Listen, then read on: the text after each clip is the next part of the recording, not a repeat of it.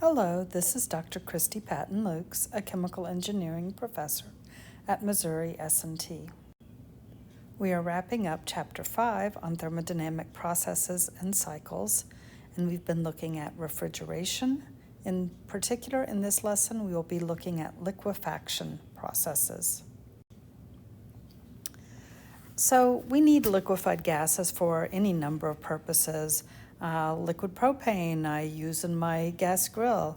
Oxidant for rocket fuel, so when we make our liquid oxygen.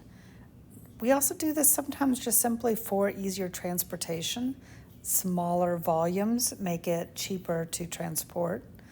Low temperature refrigeration with liquid nitrogen. Maybe you've made liquid nitrogen ice cream, for instance.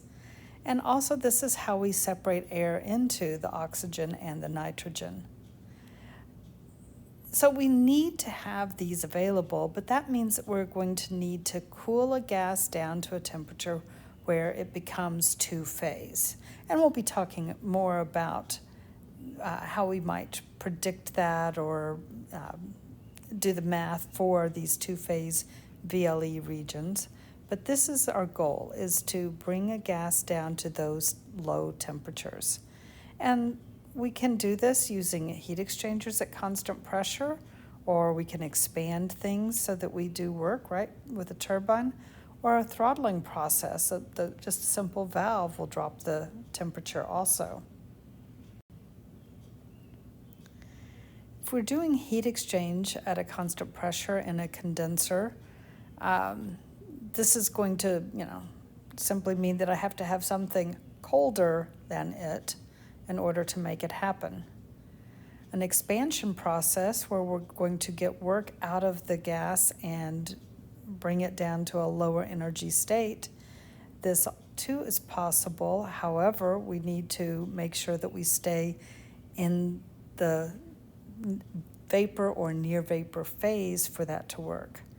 A throttling process, a valve, is going to start with a liquid and may move us into the saturated liquid vapor region, but there are issues and limitations there. The initial state and our desired final state will determine whether these are possibilities. So if we wanted to go from here, we see point A, and we want to get to A prime, a gas would typically be compressed to state B and then cooled isobarically to this state. And if you look at a pH diagram, this is a TS diagram, but if you looked at a pH diagram for air, you would see that at a temperature of 160 Kelvin, the pressure would need to be more than 80 bar for liquefaction along any isenthalpic path. So if air is going to be compressed to at least 80 bar and then cool below 160 K, you could do part of that by using throttling, the throttling valves. The Lindy liquefaction process is going to depend solely on a throttling expansion, and we'll look at that on the next slide.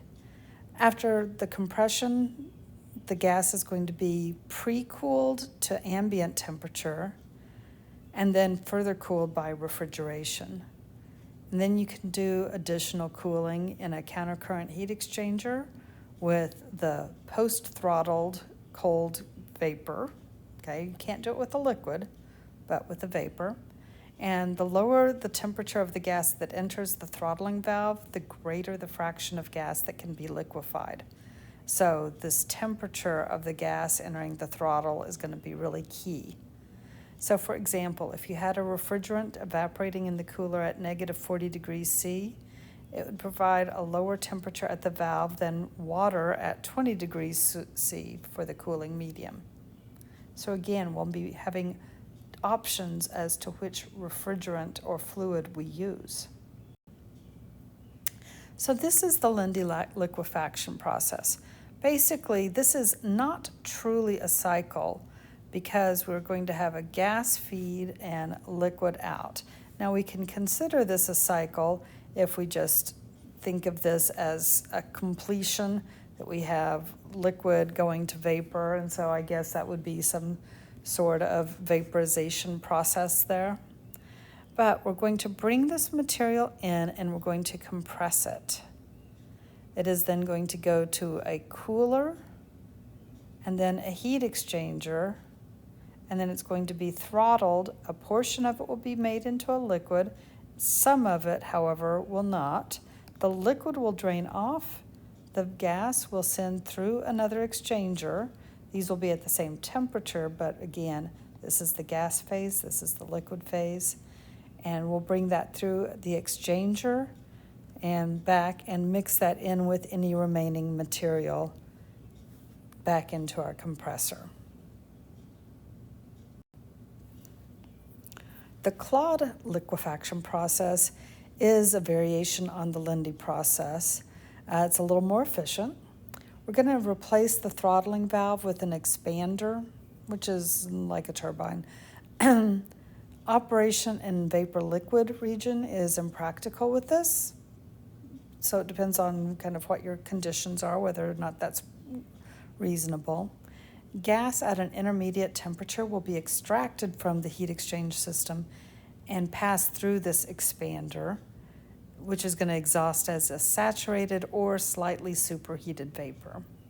The rest of the gas, so just a small slipstream, is going to be taken through this expander. The rest of the gas is going to be cooled further and throttled through a valve like before and get your liquid, just like we did in the Lindy process. The unliquefied portion, the saturated vapor, is going to mix with the gas from the exhaust, okay, and return as recycle to the heat exchanger. So let's look at that process. So again, we have our gas feed. We're going to go through a compressor. We're going to cool it. We have a series of heat exchangers, so it's just going to, get cold, colder, coldest, come through our throttling valve and liquid out. However, the vapor from this is going to be sent into the last heat exchanger and then into the next heat exchanger and back. Now, what is this complication here? This was that small slipstream that is used as a compressor, or an expander, like a turbine. This work is going to help drive the compressor over here, and then the material out of this will be blended with your saturated vapor from the liquefaction step and sent back through. Okay, so we're going to have work that's going to help reduce the work there. If you do an energy balance on the portion that's to the right of the dashed vertical line, what you're going to get is that the total enthalpy rate at stream 9 plus stream 15 minus stream 4 is going to be your power out. Okay, right? We have different flow rates in all those various streams, so we need to keep track of those. If the expander operates adiabatically, which ideally it would be very close to that, then we don't need to worry about kinetic or potential energy or heat transfer, and the first law results in the power out is the mass flow rate from 1 to 2, or in stream 12, times the enthalpy of stream 12 minus enthalpy in stream 5. And a material balance tells us that M15 is M4 minus M9. And so we can change out the flow rates in our balance, okay, divide everything through by M4. The advantage of doing this is that now then things are a percent of the total flow. So Z is M9 over M4 and X is M12 over M4.